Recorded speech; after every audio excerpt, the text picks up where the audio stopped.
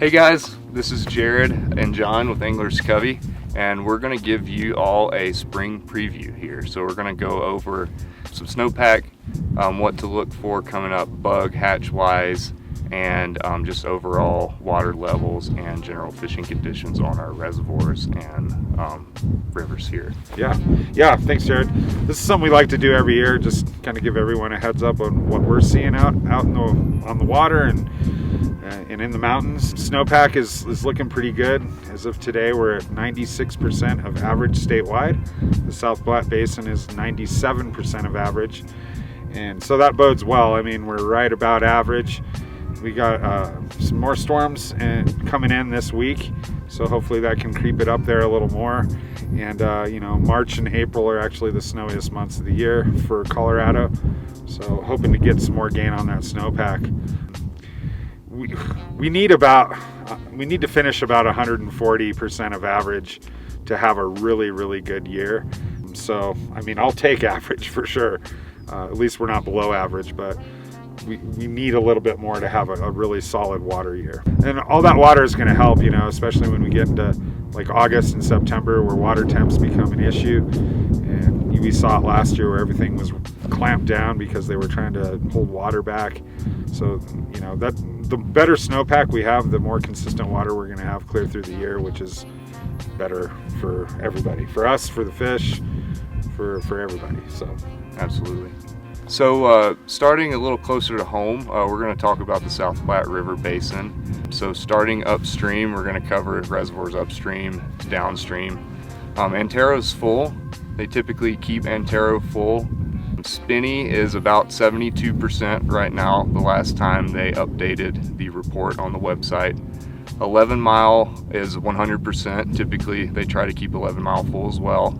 Cheeseman is about 78%. They're going to fill Cheeseman first probably, so expect to see maybe a bump and flow here over the next few weeks here, maybe, we'll see. Yeah, not real sure. When we know, you'll know. So expect that bump and flow, and then they will move water into Spinney as well once we do get some flows coming down from that snow melt, once we get some warmer weather here.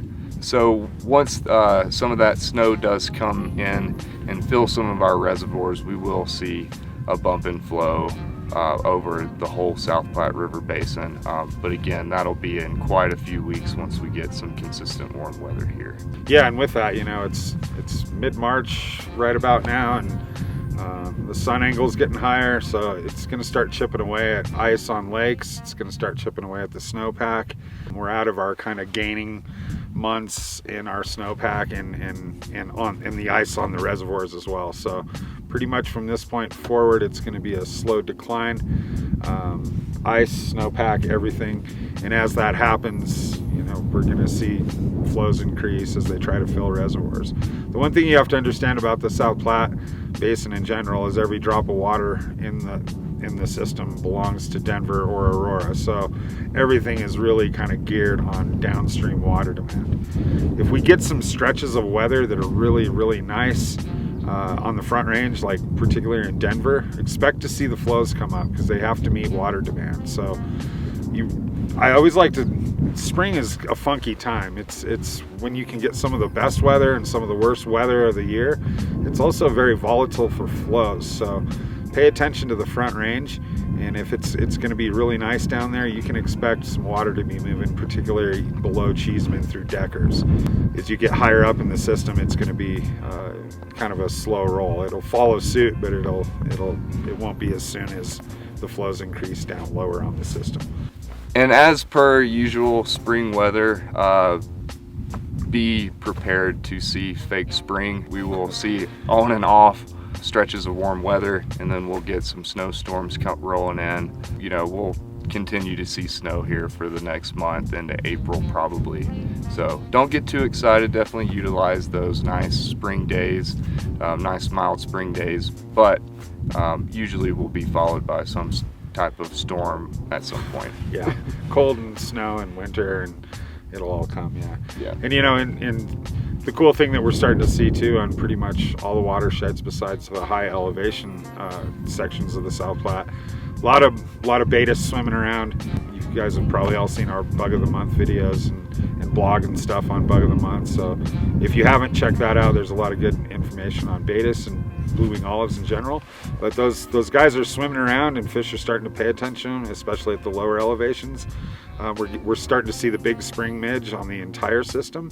So you just want to kind of go a little bigger on your midges. They can still be a small size midge, like you don't have to go to a 12 or something like that, but just like a bigger, maybe straight shanked hook. Tie some of your flies on some hooks like that. They're a bigger profile in the spring, and the fish are really starting to pay attention to them. So I mean, basically big midges and betas, you can't really go wrong anywhere right now. Yeah, just about every time I've been out recently, I've seen some fish somewhere feeding on big midges on the surface. Absolutely. Yeah. And same with blue-winged olives. We should be seeing some hatching blue-winged olives, starting to see them moving around in the water, but should be starting to see some hatching here in the next few weeks once we get that warmer weather to get those warmer temperatures in our river here. Yeah, absolutely. And another thing too that I really like to pay attention to in the spring is water temperatures. So everything's been very cold throughout the winter, and you can usually tell or kind of predict when things are going to happen if you have your little river thermometer. We use it in the summer for, you know, to determine whether the river's too hot to fish, but it's also a good tool in the spring that you can use to determine when you might start to see those bugs start moving and hatching. And I mean, especially down on the Arkansas River, you know, that's going to heat up quicker, and you get those high 40s, low 50 water temperatures, and it's really going to be an explosion of blue-wing olives down there. So you can do that everywhere. You know, expect the rivers to be greatly affected by cold fronts though. So just because you saw a high 40s water temp on whatever river yesterday doesn't mean you're going to see that tomorrow. So it's still cold at night. It's still taking a little bit of time for that water to heat up. Absolutely, yeah, those storms can knock that water temperature right back down again. So this is the time of the year when we get asked quite often when ice is going to come off for our reservoirs, and we never know. It's never the same time every year. The earliest I think it's been off historically is around this time, really. It hasn't happened that many times, and it could go into May. So we're expecting possibly ice to come off in, you know, maybe a month, 3 weeks to a month. We'll start seeing those reservoirs start breaking up. Antero typically will kind of break up the first. Looking at maybe a month, but TBD. We're not real sure. If we get some real cold storms coming in later this month into April, we could see some ice accumulating back again, and that could prolong that time. Yeah, it's a big question mark, right? Pay attention though to the sun and wind is what really does damage to that ice. So if we get a lot of sun and a lot of wind, it could be sooner. Again, to Jared's point, it could be later. So we don't know. And again, when we know, you'll definitely know. All right, so we'll just kind of do a little prediction here. I think if snowpack things stay kind of the same they are, or maintain this same level, we should see pretty good flows in all the basins to start the season, especially as they try to fill reservoirs.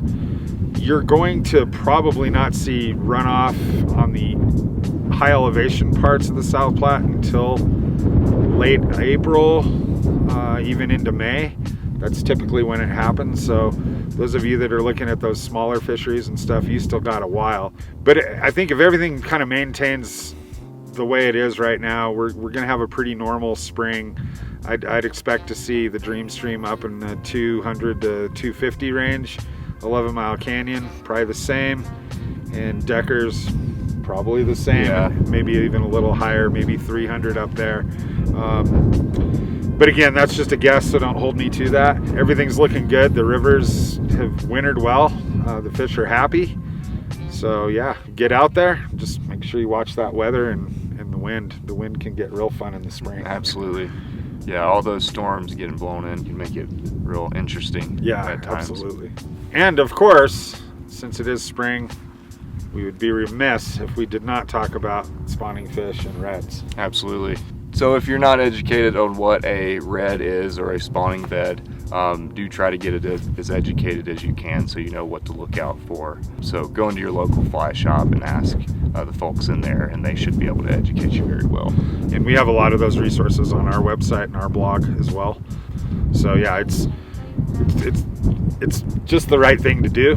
And we're seeing some of that activity over the entire, actually all over the state of Colorado right now. So just tread lightly and do your part, and we'll ensure that the fishery sustains for generations to come. All right, guys, so that's going to wrap up our spring preview. We hope to see you all on the river this spring with some sunshine and a little bit more water hopefully soon. And probably some snow. Don't Snow. put away those jackets yet. Until Hopefully lots of snow. Yes. Thanks, guys.